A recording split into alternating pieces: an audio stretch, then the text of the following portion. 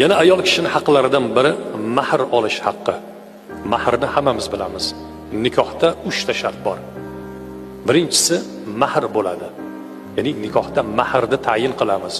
Kelinning haqqi o'zini shu yoshgacha iffatini saqlab, pokdomon bo'lib kelib, o'zini uyidan sizni uyingizga bir borishligi azizlar, bu ayol kishida juda katta jasoratni talab qiladi.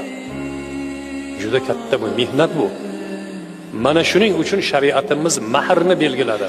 Bunga taskin berishlik uchun. Buni holatini yaxshi qilishlik uchun. Bu farz.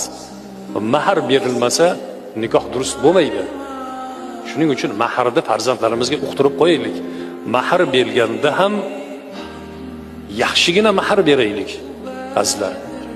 Hozirgi kunda juda urf bo'lib ketdi. Bitta tillovuzlik bo'lib qoldi. Yo'q. Qodir bo'lganlarimiz juda yaxshi mahrlarni beraylik.